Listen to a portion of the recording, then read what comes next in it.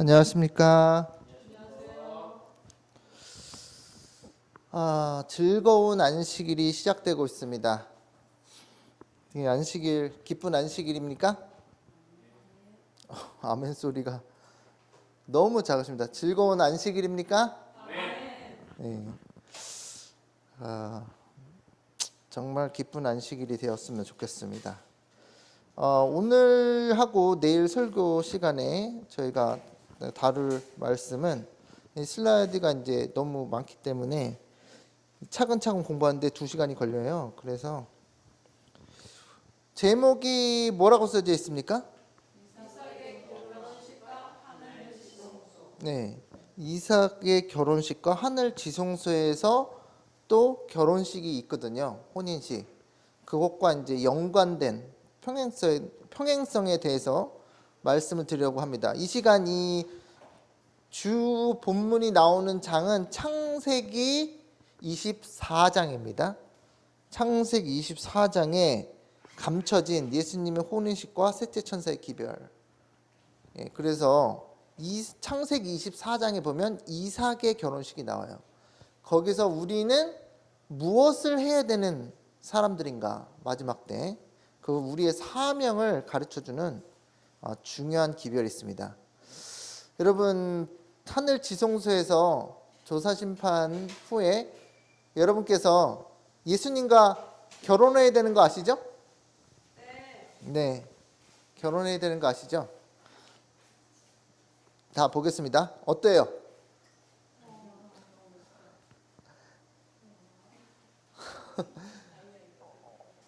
이 이미지가 어떻습니까? 이왕이면 앞으로 많이 나오세요. 네. 어때요? 마음에 드세요? 네. 어떻게요? 데니엘 마음에 드세요? 네. 이 장면을 정말로 예수님께서는 우리에게 바라고 또 바라시는 장면입니다. 어때요? 영광의 소망. 우리 따라해 볼까요? 영광의 소망. 네. 이게 뭐예요? 지성소에서 예수님과 혼인을 하는 겁니다. 이게 다른 말로 말하면 영원한 하나님의 인을 이마에 받는 거죠. 네.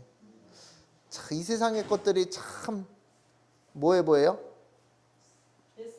하찮아 보이죠? 이 세상의 것들. 네, 이 세상의 것들. 초기 문제 251페이지에 뭐라고 써있냐면 한번 같이 읽어볼까요? 시작. 나는 예수께서 지성소에 계시는 동안 새 예루살렘과 결혼하실 것을 보았다. 지성소에 계시는 동안 새 예루살렘과, 새 예루살렘은 누구예요? 새 예루살렘 누구죠? 예, 결혼하니까 건물이랑 결혼하진 않을 거 아니에요. 그죠? 예, 그죠? 초기 문집 251페이지에 이렇게 써 있습니다. 아까 저 읽은 부분 다시 읽어보겠습니다. 예수께서는 천사들을 보내어 실망한 자들의 마음을, 재림운동 실패했을 때 실망했잖아요. 마음을 어디로 향하게 하시고? 지성소로 향하게 하시고, 그분이 그곳에 들어가 성소를 어떻게 해요? 정결케 하는 일과 이스라엘을 위해 특별한 속죄, 최후의 대속죄를 하고 계심을 알도록 하셨다. 지성소의 진리가 공개되는 순간입니다. 여러분, 이것을 여러분께서 아시는 게 얼마나 큰 특권인지 몰라요. 아멘이 안 기뻐하시지도 않는 것 같아. 이게 얼마나 큰 특권인데요. 이걸 모르는 사람들이 수두룩해요. 그분은 천사들에게 자기를 찾고 있는 자는 누구나 다 자기가 해야 할 일을 이해하게 될 것이라고 말씀하셨다. 여러분들이 14만 4천이 되려면 여러분이 할 일을 다 이해하게 된다는 거예요. 네, 지금 이 세상의 것들에 휘둘려서 할 시간이 없죠. 말씀을 깊이 연구해야 되는 때입니다.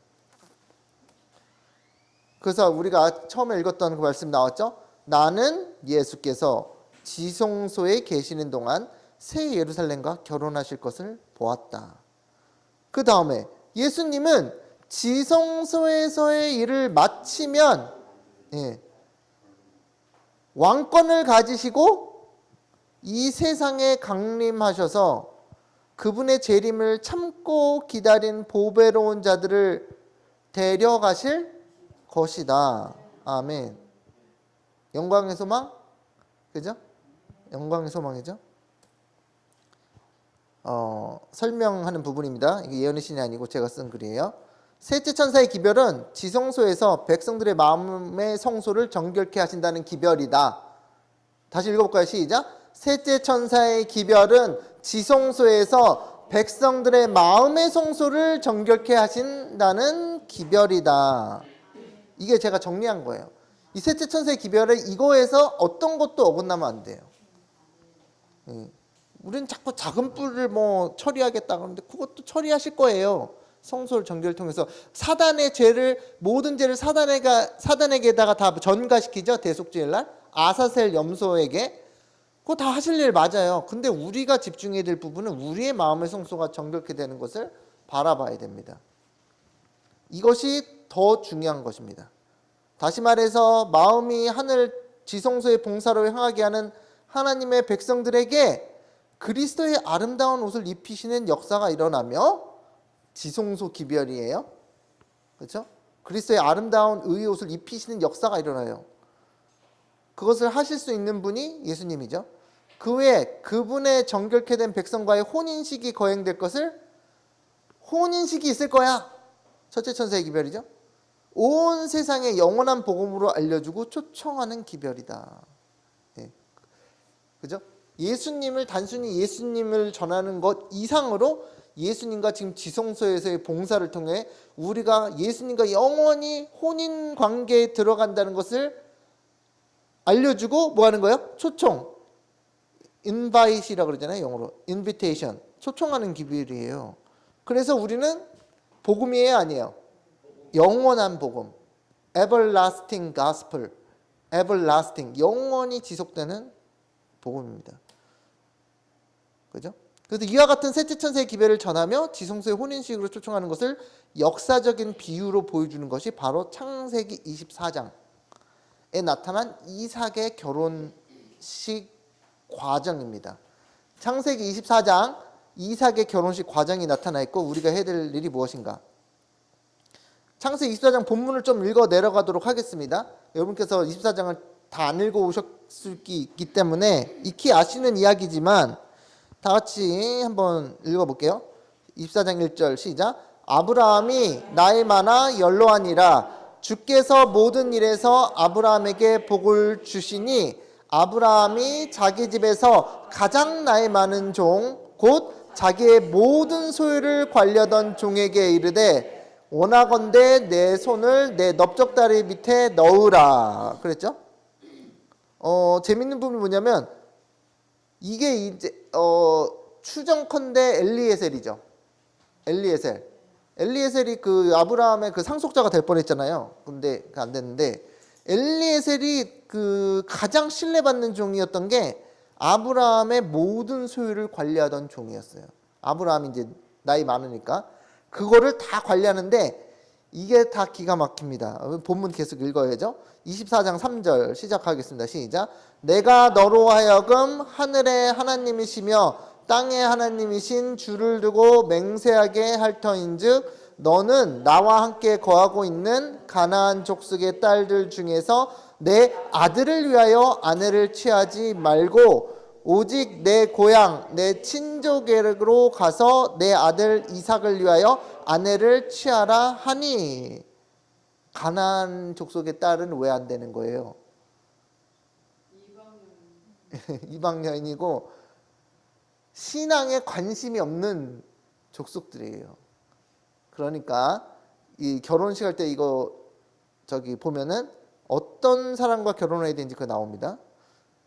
그 다음에 아들을 위하여 아들 이삭을 위하여 독자 아들 이스마엘도 있지만 약속의 자손인 독자 이삭을 위하여 누구를 구해오라고요? 신부감을 구해오라. 그게 명령이에요. 아니 이삭은 바보입니까? 자기 와이프 자기가 못 구해요? 그런데 그걸 엘리에셀에게 시킵니다. 충성된 종, 게으른 종이요? 충성된 종이요? 충성된 종에게 시킵니다. 그게 우리와 상관이 있을까요? 없을까요? 상관이 있다고 보셔야 되는 겁니다. 5절 6절 읽어볼게요. 시작. 종이 이르되 여자가 나를 따라 이 땅으로 오려고 하지 아니하거든 내가 주인의 아들을 주인이 나오신 땅으로 인도하여 돌아가리이까? 아브라함이 그에게 이르되 내 아들을 그리로 데리고 돌아가지 아니하도록 하라. 우리 아들 절대 데려가지 마. 네가 데려와. 이게 너무 재밌어요. 재밌어요. 이 셋째 천사의 기별과 연관된다고 생각하니까 너무 재밌어요. 24장 7절 깁니다. 시작. 하늘의 하나님 여호와께서 나를 내 아버지의 집과 내 고향 땅에서 떠나게 하시고 내게 말씀하시며 내게 맹세하여 이르시기를 이 땅을 내 씨에게 주리라 하셨으니 그가 그 사자를 너보다 앞서 보내실지라 네가 거기서 내 아들을 위하여 아내를 택할지니라. 아브라함이 뭐라 그러냐면 네가 내 신부감을 구하러 갈 텐데 너는 가기만 해. 하나님께서 누굴 보내신다고요? 사자. 어흥사자인가요? 메신저예요. 메신저. 그러니까 천사예요. 그 말라크. 천사란 말이에요. 천사를 먼저 앞서 보낸다는 거예요. 여러분 믿으세요? 안 믿으세요? 예, 이게 우리와 관련이 있을까요? 없을까요? 있어요. 기가 막힙니다. 제 가장 중요한 핵심은 우리가 예수님의 신부감을 찾으러 나갈 때 하나님께서 천사를 먼저 보내신다는 거. 그 원칙이 여기 들어가 있어요. 원칙. 기대되죠? 전도가 막막할까요? 아니면 천사가 미리 대기하고 있다고요? 앞서가서 대기하고 있다. 앞서가서. 신나지 않아요? 신나죠? 이걸 여러분께서 경험한다고 생각해 보세요. 8절 9절 만일 여자가 너를 따라오려고 하지 아니하면 나의 이 맹세가 너와 상관이 없나니. 무슨 맹세를 했죠? 오직 내 아들을 데리고 그리로 가지 말지니라. 그 종이 이에 그의 주인 아브라함의 허벅지 아래 손을 넣고 이 일에 대하여 그에게 맹세하였더라. 여러분은 무슨 맹세를 하셨나? 맹세하셨어요? 언제 하셨어요? 맹세? 예? 아니 침례 맹세 말고 예수님의 신부감을 찾으러 가는 일을 맹세하셨어요? 안 하셨죠? 맹세해야 된다 그 말이에요. 맹세. 예. 맹세. 맹세 안 하시면은 안 됩니다. 그래서 그 맹세와 우리와 관련이 있어요. 자, 10절, 11절 보겠습니다. 이에 종이 그 주인의 낙타 중 10피를 끌고 떠났는데 곧 그의 주인이 모든 좋은 것을 가지고 떠나 메소포타미아죠. 가서 나홀의 성에 이르러 그 낙타를 성 밖 우물 곁에 꿀렸으니 저녁 때라 여인들이 물을 기르러 나올 때였더라. 자, 나홀의 성까지 갔습니다. 이제 지도를 보시면 이게 제가 나홀의 성이 어디 있는지 찾아달라고 그랬거든요. 그러니까 여기가 하란이라는 곳이에요. 나홀 시티. 근데 부엘세바에서 갔어. 부엘세바는 이스라엘 땅 중에서 최북단이 아니고 최남단입니다. 다시 말해서 부산 같은 곳이에요. 광양 이런 데예요. 순천 이런 데예요. 거기서 낙타를 데리고 쫙 해가지고 북쪽으로 가서 강 따라서 올라가서 나홀의 성까지 갔습니다. 여기는요 거의 바벨론이에요.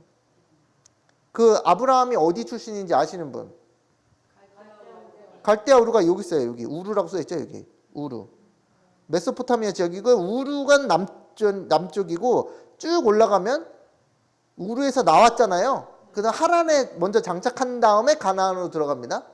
하란에 좀 살다가 그러니까 하란까지 간 거예요. 그러니까 거의 바벨론은 아직 더 가야 되지만 거의 바벨론. 예? 나홀의 성.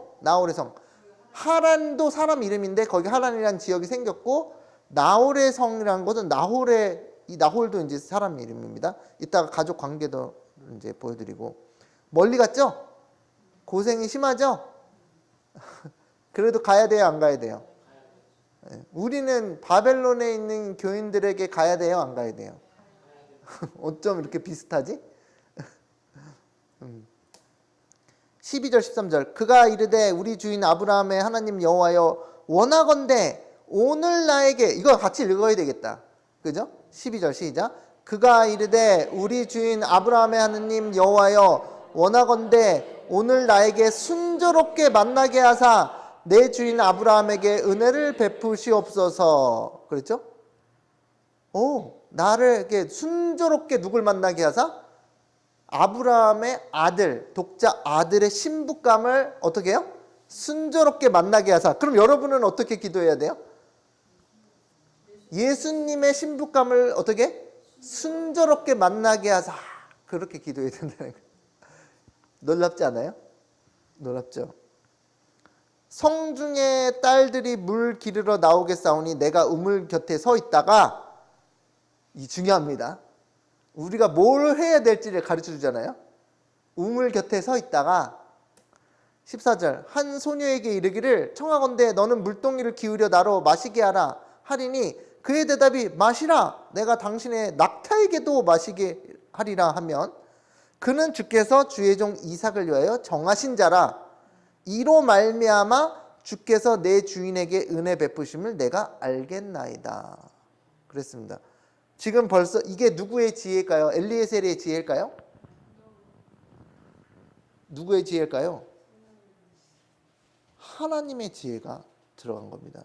그러니까 물을 달라 그러면 마시게 할 수 있죠.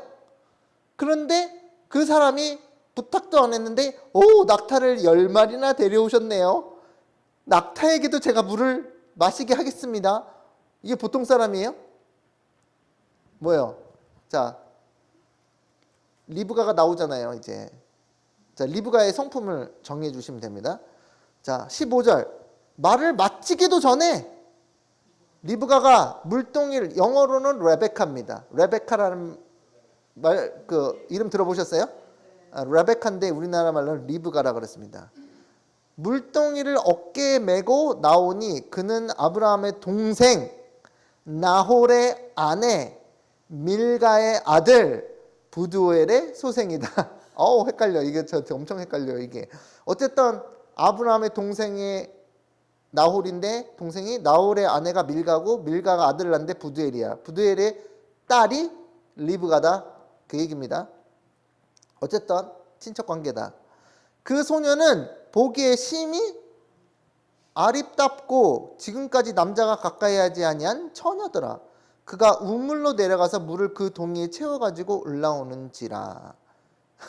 어떻게 하나님께서 엘리에셀에게 아주 넌 가자마자 그 소원 빌고 기도 끝나자마자 말이 끝나기도 전에 벌써 탁 나오게 누가 다 조절하셨어요? 하나님께서 주의 천사가 보내가지고. 기가 막혀요, 안 막혀요? 너무 기가 막히잖아요.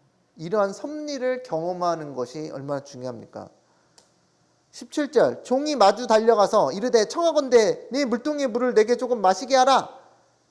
가서 베풀어요? 아니면 요구를 해요? 예수님께서 요한복음 4장에서 사마리아 여인을 만날 때도 예수님께서 뭐 베푸셨어요? 아니면 물을 달라 먼저 그랬어요? 똑같은 이야기네. 그죠? 그래서 그 스토리를 통해서 이게 전도하는 이야기라는 힌트를 주잖아요. 전도하는 이야기. 예수님 그 사마리아 여인 물 얻으러 먹으러 가셨어요? 사마리아 여인 왜 만나러 가셨어요? 전도하러. 지금 이것도 전도하러 가는 걸 비유로 보여주는 거예요. 비유적으로. 그가 이르되 내 주여 마시소서 하며 급히 그 물동이를 손에 내려 마시게 하시고 마시게 하기를 다하고 이르되 당신의 낙타를 위하여서도 물을 길어 그것들로 배불리 마시게 하리이다 하고 급히 물동이의 물을 구유에 붓고 다시 기르려고 우물로 달려가서 모든 낙타를 위하여 깃는지라. 성품이 어때요? 리브가 얼굴도 이쁜데 마음도 고와. 그렇죠? 그래서 성품이 어때요? 저는 일단 상냥하다. 상냥. 그리고 우리가 전도하다 보면 이런 사람을 만날까요? 안 만날까요? 만난다는 거죠. 그러면 어떻게 뭔지 안다고요? 하나님께서 전도하도록 정해진 자라고 딱 내준다는 거죠. 그래서 여러분 막 힘들게 쫓아다니면서 이것 좀 쓰세요. 우리 교회에 나오려고 하려고, 교회 나오게 하려고 이것 좀 주시고 이것도 드세요. 그거 다 얻어먹어서 갈까 말까 이런 사람 있죠? 예. 그게 아니고 뭐 그런 선을 베푸는 일도 해야 되겠지만 누굴 찾으라고요? 이런 리브가 같은 사람을 찾으라는 거예요. 전도 이야기입니다, 이게. 전도 이야기. 그죠? 낙타가 마시기를 다음에 그가 반세겔의 무게의 금 코골이라고 그랬는데 킹 제임스 성경에는 이어링이라고 그랬습니다. 이어링. 귀걸이죠. 그래서 근데 그 히브리어 원어는 코골이도 되고 귀걸이도 되나 봐요. 뭐 저는 잘 모르지만 한 개와 13개의 무게의 금 손목걸이 한 쌍을 그에게 주며 이르되 네가 누구의 딸이냐 청하건대 내게 말하라. 네 아버지 집에 우리가 유숙할 곳이 있느냐. 그 여자가 그에게 이르되 나는 밀가가 나홀에게서 낳은 아들 부두엘의 딸이니이다. 또 이르되 우리에게 집과 사료가 족하며 유숙할 곳도 있나이다. 이에 그 사람이 머리 숙여 하나님께 경배하고, 경배할 만해요 안 해요? 하죠. 이르되 나의 주인 아브라함의 하나님 여호와를 찬송하나이다. 나의 주인에게 주의 사랑과 성실을 그치지 아니하셨사오며 여호와께서 그 일에서 나를 인도하사 내 주인의 동생의 집에 이르게 하셨나이다 하니라. 하나님의 섭리를 경험하니까 어때요? 하나님의 섭리를 딱 기도를 했어. 제가 물을 달라 할 때 물 주는 것뿐만 아니라 낙타에게도 물 준다는 사람을 만나게 하면 제가 하나님께서 정하신 그 자인지 알겠습니다 했더니 그 여자가 탁 나타나고 리브가가 딱 나타나고 리브가에게 물 좀 달라 하니까 낙타도 베개 주겠대. 이러니까 어때요? 마음이 기뻐요 안 기뻐요? 와, 그럼 찬송하는 소리가 나와요 안 나와요? 저절로 나오지. 저절로. 전도는 이렇게 된다 보여주고 있어요. 자, 그 가족 관계들을 보겠습니다. 이 데라라는 사람이 있고요. 아브라함의 아버지인데 우상 숭배죠 하는 지역 갈대아우르. 아브라함과 사라가 이제 부부 관계고 이삭을 낳았죠. 그 다음에 나홀 또 하나의 형제가 나홀이고 와이프가 밀간데 부두엘을 낳았고 부두엘이 리브가와 그 라반 아시죠? 라반을 낳았습니다. 그래서 리브가와 라반은 이제 형제 사이잖아요. 그죠? 라반도 재밌는데 라반은 이름의 뜻이 뭐냐면 화이트라는 뜻이 있습니다. 화이트. 그래서요 야곱이요 라반 만나면서 화이트닝이 됐어요.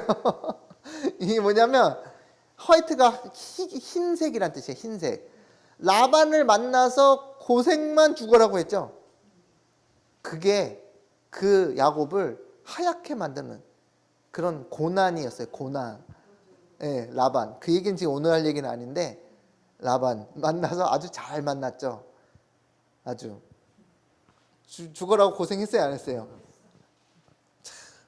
그것도 이제 재밌는 이야기인데 그거 오늘 얘기할 건 아니고. 자, 하나님의 지상명령 샤바 맹세하다 엄명하다 이런 뜻이 있습니다. 그래서 누구야? 그 아브라함이 그 저기에게 엘리에셀에게 종에게 맹세하게 시켰죠. 그 여러분 맹세하셔야 된다고 말씀드렸어요. 근데 샤바인데 맹세하다 엄명하다라는 뜻이에요. 엄히 명하다. swear 아주 엄히 명하다. 어드주얼 뭐예요? 엄히 명령하다라는 뜻이 있어요.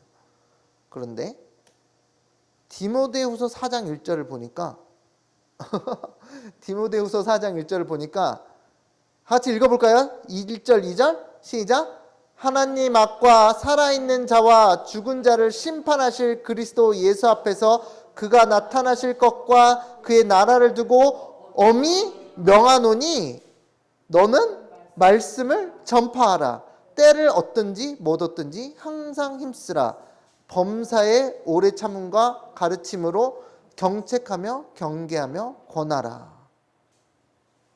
맹세하다의 엄히 명한다라는 뜻이 있는데 디모데후서 4장 1절에 보니까 사도 바울이 뭐라고 명령해요? 하나님의 나라 두고 엄히 명한다. 너는 뭐하라? 말씀을 전파하라 그랬습니다.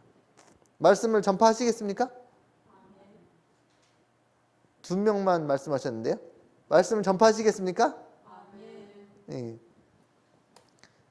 아브라함이 종에게 뭐라고 했어요? 충성된 종아 가서 내 아들의 신부를 구해서 데려오라. 그죠? 어때요? 아브라함이 엘리에셀에게 명령하는 명령은 하나님께서 우리에게 명령하는 것과 똑같은 명령입니다.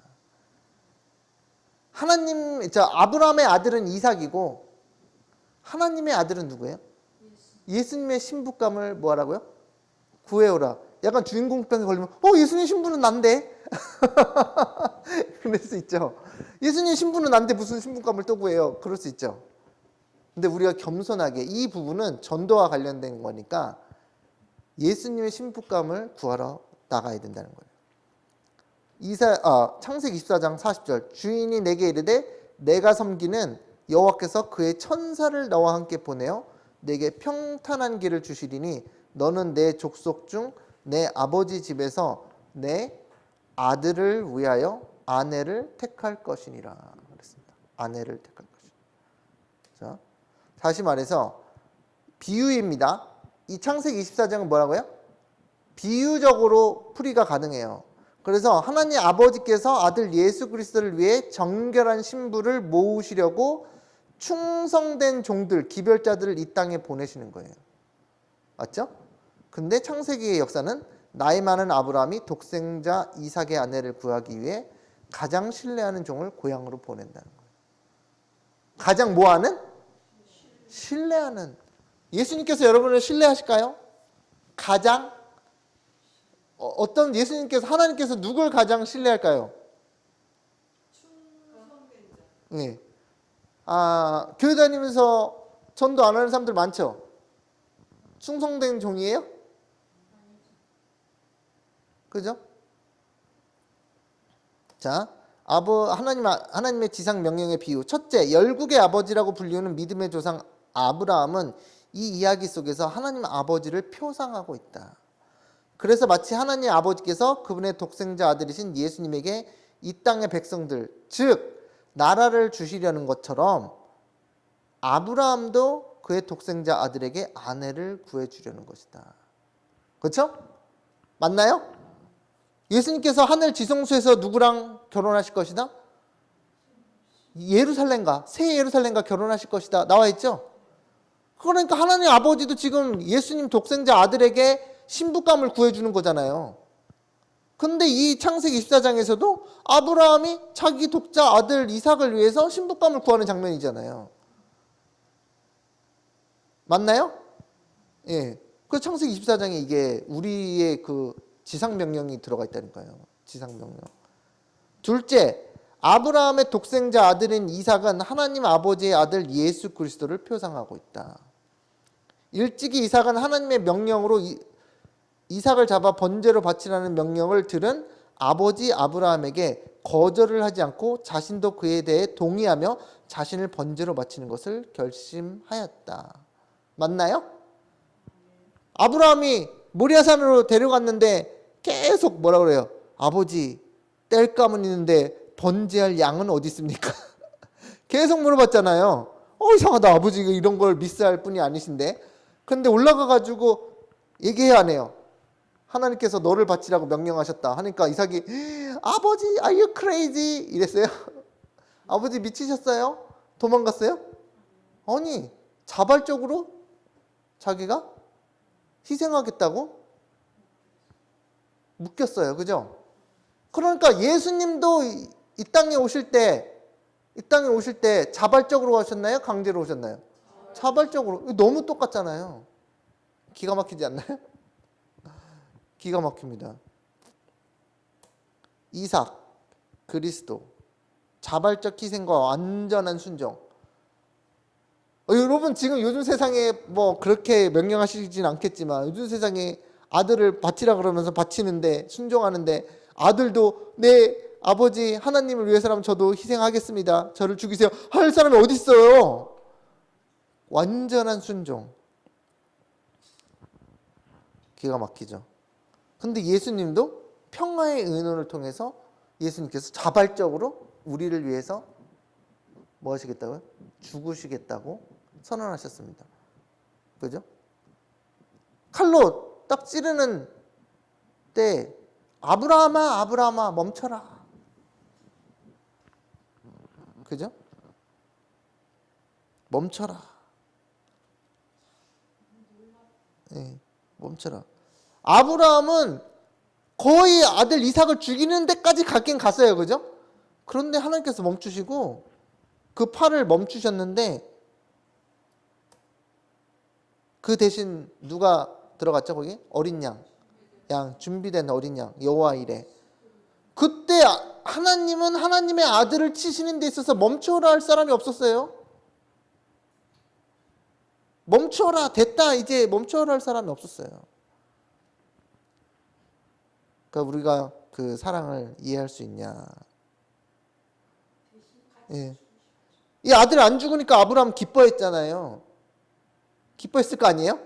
아, 죽일 수 있었는데 아깝다 이러지 않았잖아요. 너무나 기뻐했잖아요. 자식을 살려서. 근데 하나님께서는 자신의 아들을 멈추라 하는 사람이 없었다니까요. 그게 하나님의 사랑입니다. 그죠?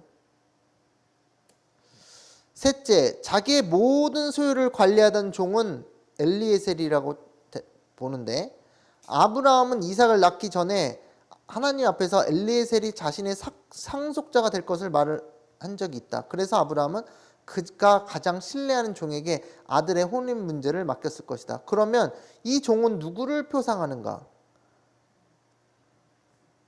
이거를 어떤 목사님은 이 성령을 상징한다 그러시더라고요. 설교 시간에.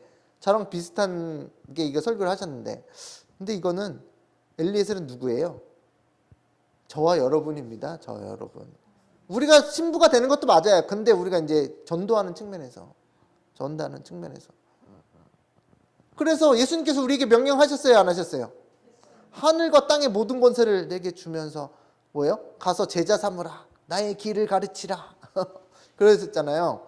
그래서 우리에게 지상 명령을 내리셨어. 그럼 예수님께서 오시지 않으시죠?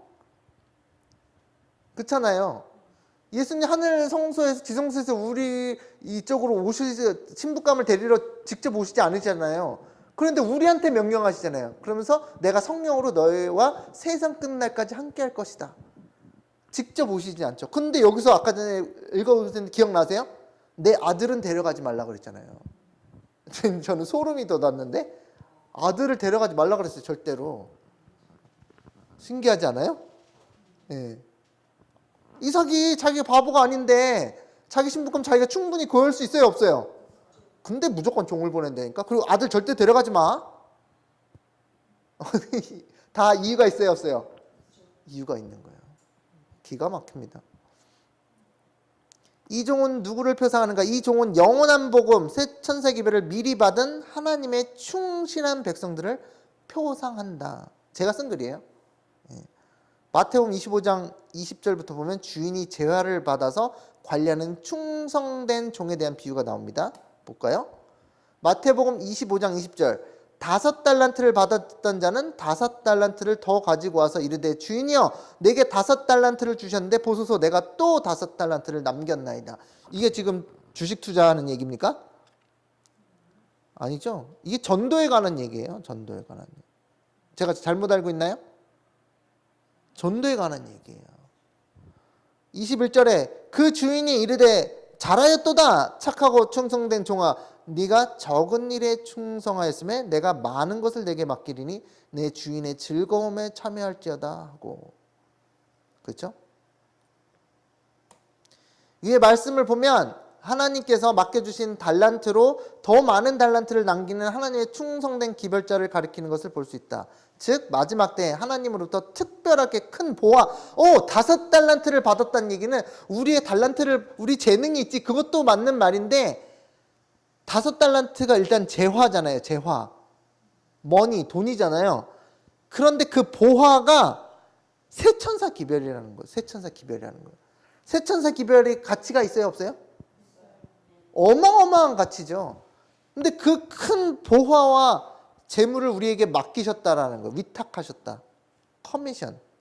위탁하셨는데 그거를 사용해야 돼요? 땅에다 묻어둬야 돼요? 땅에다 묻어두는 사람이 있었는데? 그러죠? 땅에 묻어두는 사람이 있었어요, 없었어요? 그건 뭐예요? 다시 말하면 세천사 기별을 전한다는 거예요, 안 전한다는 거예요? 안 전한다는 거예요. 안 전한다는 거예요. 근데 전하는 사람은 영원한 복음, 세천사 기별이 이 엄청난 보화이기 때문에 세천사 기별을 위탁받아 관리하는 하나님의 교회를 상징한다. 또한 요한복음 3장 29절 또 보겠습니다. 3장 28절 보겠습니다. 다 같이 읽어볼까요? 시작. 내가 말한 바 나는 그리스도가 아니요 그의 앞에 보내심을 받은 자라고 한 것을 증언할 자는 너희니라. 이거 누가 말한 거예요? 예수님이 말했어요? 리얼리? 다시 한번 기회 드리겠습니다. 나는 그리스도가 아니라 그랬는데요. 그리스도가 아니라 그랬잖아요. 나는 그리스도가 아니요 그의 앞에 보내심을 받은 자 누구예요?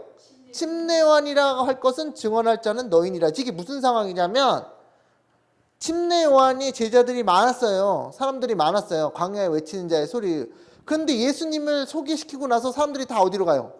예수님한테로 다 몰려가니까 침례요한 제자들이 와서 질주를 하면서 아니 다 이제 예수님한테로 갔는데 우리 이제 사역 망했어요 이러고 우리 사역 이제 완전히 지금 하얀길이에요. 어떡하죠? 그랬더니 침례요한이 이러는 거예요. 내가 그리스도가 아니라고 얘기했잖아요. 나는 그리스도 앞에 보내심을 받아서 그리스도에게 사람을 보내는 사람이에요. 자, 3장 29절 다 같이 크게 읽어보겠습니다. 시작. 신부를 얻는 자는 신랑이나 서서 신랑의 음성을 듣는 친구가 크게 기뻐하나니 나는 이러한 기쁨으로 충만하였노라. 아멘. 신부를 얻는 자는 신랑이래요. 신랑이 누구죠? 자, 그럼 신부는 누구예요? 신부.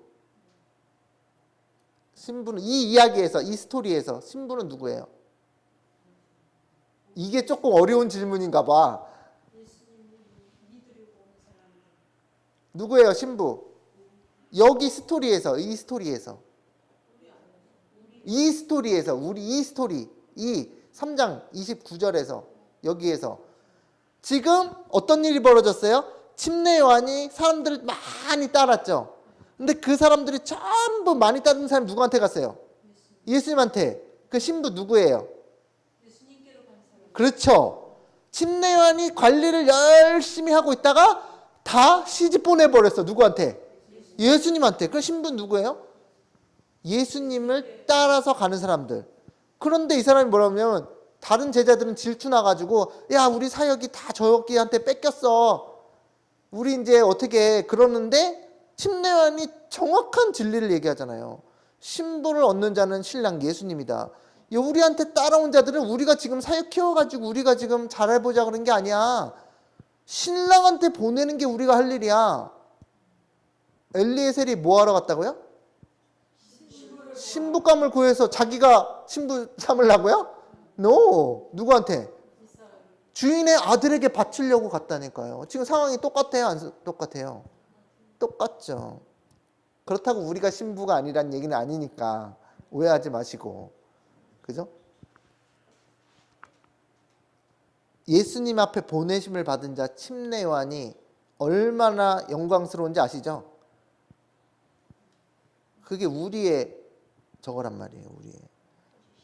그런데 그 친구가 크게 기뻐한대요. 침례요한이 뭐요? 거짓말하는 건가? 질투나는데 기쁘다고 얘기하는 거예요? 아니면 진짜 기쁜 거예요? 이러한 기쁨으로 나는 충만하였도다. 이것이 선물로 주어진다는 거 아닙니까? 선물로.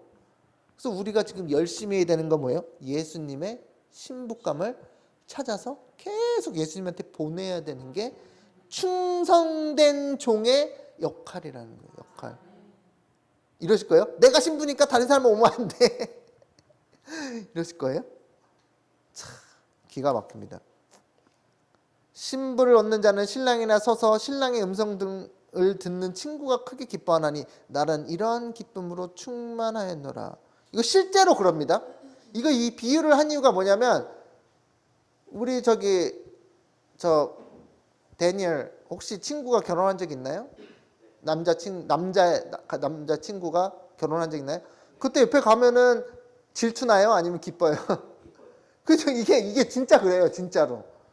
여성분들도 그렇겠지만 이게는 진짜 그래요. 보면은 앉아가지고 야, 내 친구가 얼마나 해벌쭉 하는데 그게 보는 재미가 있는 거야, 이게. 예? 그죠? 그래서 제 가장 친한 친구가 베스트 프렌드가 뭐예요? 사회 보고 막 그러잖아요. 진짜 기쁩니다. 이게 그거 진짜 그런 거예요, 진짜로. 그래서 지금 그 침례요한이 그 비유를 따온 거예요. 나는 이러한 기쁨으로 충만하였노라. 신부, 예수님께로 나아가는 백성들. 신랑, 예수 그리스도, 예수님. 신랑 친구, 하나님께로부터 광야에서 크게 외치라는 명령을 받은 침례요한이다. 신랑 친구가. 좋아요? 근데 지금 창세기 24장에선 엘리에셀이 그 역할을 맡은 거다. 자, 사도 바울이 뭐라 그러는지 보겠습니다. 고린도후서 11장 2절입니다. 다 같이 읽어볼까요? 시작. 내가 하나님의 열심으로 너희를 위하여 열심을 내노니 내가 너희를 정결한 처녀로 한 남편인 그리스도께 드리려고 중매함이로다. 맞죠? 사도 바울이 이걸 깨달은 거죠. 내가 예수님께 너희들을 다 바치는 사람이야. 신부감으로. 사도 바울 역시 열심으로 남편이신 예수 그리스도께 정결한 처녀로 중매하려고 신약 교회를 양육시키고 있음을 알 수 있다. 우리가 해야 될 일이 뭐예요? 우리가 해야 될 일? 예, 중매하는 일을 하는 거예요. 그러면 그러한 기쁨으로 충만하대요, 안 하대요? 충만하더래요. 그런데 뭐가 있어요? 이런 사역을 하는 사람들 중에 누가 있어요? 일이나 늑대가 있는 거예요. 네. 조심해야 될 게 뭐예요? 우리가 일이나 늑대가 되면 안 되는 거예요. 양을 내가 잡아먹어. 그게 사단이 노리고 있습니다. 그래서 예수님을 찾아가는 게 아니라 보내주는 게 아니라 자기의 양을 만들어가지고 양털을 자기가 깎아서 자기가 옷을 지어 입고 하는 거예요. 그 영광을 다 양털을 쫙 다 깎아가지고 오 너무 좋다. 내가 호화스럽게 살아야 되겠는데 양털 깎으니까 너무 좋은데 무슨 말인지 아시죠? 양털 깎는다는 건 그 뭐예요? 그게 비유예요. 비유. 아시죠? 그거는 저주받습니다. 그 일을 뭐하러 합니까? 더 큰 영광이 기다리고 있는데 왜 그런 일을 해요? 그런 사람들 하늘나라 못 가잖아요. 하나님께 돌아갈 영광을 자기가 뭐 하는 거예요? 도둑질을 하는 거예요. 십계명을 그렇게 어기고 어떻게 하늘나라 갑니까? 그죠? 그 모든 영광을 하나님께, 모든 신부감은 예수님께. 예, 뭐 그게 교황만 아니더라도 아니 우리 교회에도 있어요. 그런 사람들 자기 사역 키우려고 자기 사역 사이즈 크게 키우려고 양들을 뭐 하는 거예요? 자기의 소유물로 삼는다니까. 소유물로. 교황이나 일반 다를 바가 없어요. 그죠? 그런 게 무서운 겁니다. 무서운 죄입니다. 신부를 찾는 사명, 침례요한, 뭐 이거 다 본 거죠. 마지막 때의 기별자들 14만 4천. 저와 여러분이 14만 4천이 되어야 되는데 주인의 가장 큰 보화, 진리의 말씀을 받아 세천사 기별을 전하는 착하고 충성된 종이 되시렵니까? 아멘 소리 좋습니다. 자, 여기서 지상명령에 비유해서 24장 8절에 보면 만일 그 여자가 너를 따라오려 하지 아니하면 전도를 하는데 예수님 신부가 되기를 거절하는 사람이 있어요, 없어요? 있죠. 그러면 네가 나의 이 맹세에서 풀려나려니와 맹세에서 어떻게 된다고요?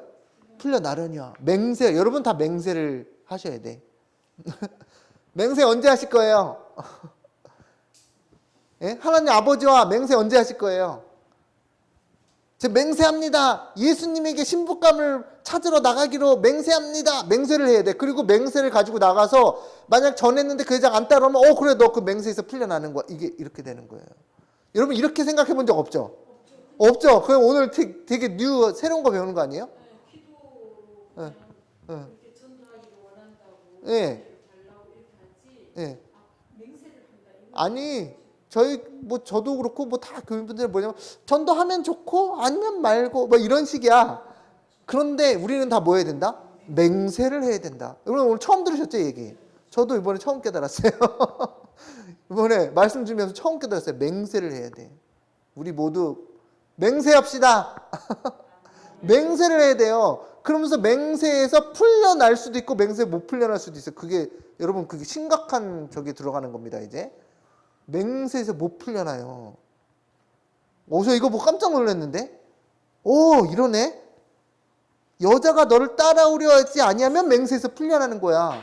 기별을 전했는데 그 사람들이 안 받아들이면 너는 그 맹세에서 풀려나는 거야. 근데 받아들일 건데 네가 안 전했으면 어떻게 되는 거야? 너의 피가 너의 옷에 묻는 거야. 그 얘기예요. 피의 맹세라니까. 그의 종이 자기 부인이래. 주인 아브라함의 넓적다리 밑에 자기 손을 넣고 그 일에 관하여 그에게 맹세하였더라. 엄중해요, 안 해요? 얼마나 엄중하면 자기 넓적다리 밑에다 손을 넣고 하라는데? 엄중하죠? 리브가는 뭐예요? I will go. I will go. 내가 가겠습니다. 순종의 길. 거절하면 뭐예요? 마태복음 22장이잖아요. 자 보세요. 천국은 마치 자기 아들을 위하여 혼인잔치를 베푼 어떤 임금과 같으니 그 종들을 보내어 그 청한 사람들을 혼인잔치에 오라 하였더니 오기를 싫어하거늘. 혼인잔치가 아니고요. 영어로는 marriage입니다. marriage. 혼인식. marriage supper가 아니에요. marriage supper. 리셉션이 아니에요. marriage란 말이에요. marriage. 그 혼인식에 베풀었고 혼인식에 오라고 했는데 오기를 싫어하는 사람이 있어요, 없어요? 있죠. 근데 리브가는 왔잖아요. 혼인식에 왔잖아요. 혼인하러. 근데 싫어하는 사람도 있다. 그죠? 그랬더니 오라 그랬더니 그들이 돌아보지도 않고 한 사람은 자기 밭으로 한 사람은 자기. 그래요 안 그래요? 실제로 예수님 믿을 시간이 어딨어. 빨리 돈 벌어야지. 그리고 남은 자들을 종들을 잡아 모욕하고 죽이니 임금이 도하여 군대를 보내어 살인한 자를 진멸하고 그 동네를 불사르고. 이에 종들에게 이르되 혼인식은 준비되었으나 청한 사람들은 합당하지 아니하니 내 거리 길에 나가서 사람을 만나는 대로 혼인식에 청하여 오라 한대. 그랬습니다. 그죠? 거절하는 사람들이 물론 있을 것이다. 그렇지만 우리의 우리의 의무는 맹세는 풀려서 다행인데 어쨌든 안전하면 또 문제예요. 그래서 나와 있는 내용이 에스겔서 외우기 쉽습니다. 에스겔서 33장. 경고의 나팔을 불어야 하는 하나님의 파수꾼. 인자야, 너는 내 민족에게 말하여 이르라. 가령 내가 칼을 한 땅에 임하게 한다 하자. 그 땅 백성이 자기들 가운데 하나를 택하여 파수꾼을 삼은 파수꾼을 정했단 말이에요. 택하심을 입었어요, 여러분. 그 사람이 그 땅에 칼이 임함을 보고 나팔을 불어서 크게 불러 주 예수 다시 오네. 그렇죠? 나팔을 불어 백성에게 뭐 하라고요? 경고하되 그들이 나팔 소리를 듣고도 정신 차리지 아니하므로 나팔을 부르는데 정신 차리지 아니할 사람이 있다는 거예요. 자, 나팔 많이 부는데 전쟁 때도 부르고 소집할 때도 부르고 대속제일 열흘 전에 7월 1일에 나팔 불죠. 무엇을 경고하는 거예요? 대속제일에 대한 경고가 들어가죠. 예수님과 혼인할 시간이 되었다. 그들이 나팔 소리를 듣고 정신 차리지 아니하므로 그가 임하는 칼에 제거함을 당하면 그 피가 자기의 머리로 돌아갈 것이라. 그죠? 맹세가 풀린다는 얘기죠. 그러나 칼이 임함을 파수꾼이 보고도 나팔을 불지 아니하여 백성에게 경고하지 아니하므로 그 중에 한 사람이 그 임하는 칼에 제거당하면 그는 자기 제약으로 말미암아 제거되려니와. 어쨌든 그 사람이 경고 못 받아서 죽어도 여전히 그 사람 잘못이긴 해요. 그죠? 자기 영생 자기가 책임져야지. 그런데 그 죄를 또 어디세요? 내가 파수꾼의 손에서 찾으리라. 맹세에서 풀려요, 안 풀려요? 안 풀리죠. 왜? 안전했기 때문에. 안전했으니까 거절도 안 하고 받아들이지도 않았잖아요. 그러니까 맹세에 들어가시는 거예요, 여러분. 이 피가 여러분의 손에 묻을까 맹세 안 들어가실 거예요? 맹세에 들어가야 돼요. 우리 맹세합시다, 맹세. 이에 종이 그 주인의 낙타 10피를 끌고 떠났는데 곧 그의 주인의 모든 좋은 것을 가지고 떠나 메소포타미아로 가서 나홀의 성에 이르러 그랬습니다. 그래서 데려갈 때 낙타 10마리를 데리고 갔어요. 낙타 10마리. 낙타의 특징이 뭐죠? 낙타의 특징. 짐을. 고집이 세구나. 제가 안 타봐가지고 모르는데 고집 센지 몰랐습니다. 근데 낙타의 특징이 뭐냐면 사막을 횡단할 수 있는 뭐가 있어요? 뭐가 있어요? 물주머니가 있어요? 제가 듣기는 기름주머니로 알고 있는데 뭐가 있어요? 지방주머니가 있다. 예, 그거 알겠는데 성품적으로 얘기하면 인내심이 있어. 사막을 횡단할 수 있는. 예. 근데 여러분 제가 이거 공부하다가 예전에 이제 안 건데 재밌는 거 가르쳐 드릴까요? 낙타가 히브리어로 뭐라 그러는지 아시는 분 있나요? 모르죠. 저도 몰랐어요. 근데 별거 아니고 가말.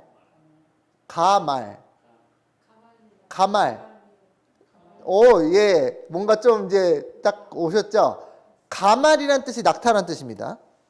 그래서 히브리어로 낙타가 가말인데 낙타라는 건 1581이고 원래 그 뿌리 단어가 가말이에요. 뭐 비슷한 거죠. 1580, 1581 비슷하잖아요. 그런데 이 낙타라는 뜻이 있는데 이 뿌리 단어의 뜻이 뭐냐면 대우하다, 나누어 주다라는 뜻이 있어. 나누어 주다. 뭘 나누어 줄까요? 그 다음에 또 뜻이 있어요. 이거 다 사전에서 가져온 거예요. 제가 지어낸 게 아니고. 젖을 떼다라는 뜻이 있어요. 젖을 떼다. ripen 뭐예요 또? 익다라는 뜻이 있어. 여러분, 예. 여러분, 전도가 초신자들이 할까요? 아니면 장성한 자가 할까요? 장성한, 젖을 뗀 자가 장성한 자예요. 여러분, 20살 됐는데 아직도 엄마 젖 먹을 거야 이런 사람을 봤어요? 젖을 떼다는 게 성경에서 젖을 뗀다는 건 그게 그 의미예요. 너희가 단단한 음식을 먹어야 될 텐데 너희가 젖을 떼야 될 텐데 아직도 젖을 먹고 있다. 이 낙타가 못 되는 거예요. 인내심으로 못 가지는 거예요. 그래서 이게 정말 우연이 아닌 것 같아요. 이 뜻이 가말. 그러니까 사도 바울이 가말리엘의 문화에 있었죠. 가말리엘. 진짜 신기하죠? 그래서 가말, 대우하다, 나누어주다, 행하다, 젖을 떼다, 익다. 이거 다 사전에서 제가 가져온 겁니다. 예, 히브리어 사전. 그죠? 그래서 낙타는 황폐한 사막을 무리 없이도 인내심 있게 많은 짐을 가지고 멀리 여행할 수 있는 동물이다. 근데 엘리에셀이 낙타를 끌고 갔단 말이에요. 그것은 이제 엘리에셀이 낙타라는 얘기는 아니고 낙타는 또 부정한 짐승이 들어가니까. 근데 여기서 뭐냐면 낙타의 성품, 이름이 그게 들어간다는 거예요. 그러니까 우리가 복음을 전할 때 인내심이 있어야 돼요? 없어야 돼요? 있어야 돼요. 그리고 인내심 있게 뭐예요? 우리가 또 장성한 자여야 돼. 말씀을 나눠줘야 되니까. 즉 하나님의 종으로서 예수님의 신부를 혼인식으로 초청하는 자들은 이미 젖을 뗀 자들이며 이미 열매가 늦은 비를 받아 익게 된 자들이라는 것을 있다. 와, 이게 있어요. 예수님께서 이 말씀도 하셨습니다. 그 날에는 마태복음 24장 19절에 그 날에는, 그 날이 무슨 날인지 아세요? 마태복음 24장이 무슨 장이에요? 재림 종말장이잖아요. 그 날에는 아이 벤 자들과 젖 먹이는 자들에게 화가 있으리로다. 젖 먹이는 자, 우유 마시는 자에게 화가 있어요. 왜요? 환난의 때를 준비가 안 되니까. 그래서 말씀 공부를 하고 있어야 됩니다. 네. 히브리서 5장 12절 너희가 마땅히 뭐가 되어야 된다고요? 선생이 돼. 선생은 뭐 하는 사람이죠? 가르치는 사람. 너희가 마땅히 지금 신앙 몇 년 동안 해가지고 10년, 20년, 30년, 40년 해서 너희가 마땅히 지금 선생이 돼서 지금 복음을 전하면서 진리를 가르치는 사람이 되어야 할 터인데 너희가 다시 하나님의 말씀의 초보에 대하여 누구에게서 가르침을 받아야 할 처지이니 단단한 음식을 잘 먹는데요? 못 먹고 젖이나 먹어야 할 자가 되었도다. 마지막 때 젖 먹는 자에게 뭐가 있다? 화가 있을지어다. 이는 젖을 먹는 자마다 뭐다? 어린아이니 의의 말씀을 경험한 자다? 경험하지 못한 자요. 마지막 때 뭐 하는 자에게 화가 있어요? 젖 먹는 자에게 화가 있어요. 14절 단단한 음식은 장성한 자의 것이니 그들은 지각을 사용함으로 연단을 받아 선악을 분별하는 자들이니라. 여러분은 무슨 양식을 드시고 계십니까? 단단한 음식입니까? 아니면 우유입니까? 단단한 음식을 안 드시면 여러분 전쟁에 누가 나가요? 응애 아기가 나가요? 전쟁에? 그러니까 우리가 신앙을 오래 했다 해도 우유만 먹고 있으면 전쟁에 못 나가는 겁니다. 하나님께서 누굴 내보내요? 장성한 자에 내보내요. 장성한 자의 분량에 가야 되지 않겠습니까? 그런데 그 사람들은 뭘 먹는다고요? 단단한 음식을 먹는다고요. 단단한 음식을. 단단한 음식이 뭐예요? 아몬드인가? 뭐예요? 의의 말씀을 경험하게 하는 깊은 진리를 깨달아야 된다는 거예요. 그렇죠? 오늘 저녁에서 가장 중요한 핵심은 우리가 전도를 해야 돼. 선교를 해야 돼. 이런 말씀을 갖지만 여러분들이 한 번도 여러분이 하나님 앞에서 엄숙하게 맹세한다는 생각은 안 하셨을 거예요. 엄숙하게 맹세하셔야 됩니다. 그게 오늘 저녁 말씀의 핵심이에요. 엄숙하게 맹세하시겠습니까? 예? 엄숙하게 맹세하시겠어요? 예. 그러면 엄숙하게 맹세하면 여러분이 뭐가 되냐면 신뢰받는 종이 돼요. 하나님의 종. 왜냐하면 하나님께서 아브라함도 신뢰하는 종에게 맡겼거든요. 그러니까 예수님은 여러분을 신뢰할까요? 여러분이 맹세부터 해야 돼요. 맹세부터. 나의 일생은, 나의 나머지 인생은 오직 하나님의 신뢰받는 종으로서의 충성된 일을 하겠다는 맹세가 들어가야 됩니다. 그것을 하시겠습니까? 예, 그것을 꼭 하시면 여러분에게 어마어마한 축복이 임할 것입니다. 어마어마한 축복. 천사가 미리 가가지고 앞서가서 다 뭐예요? 준비시킨단 말이에요. 준비.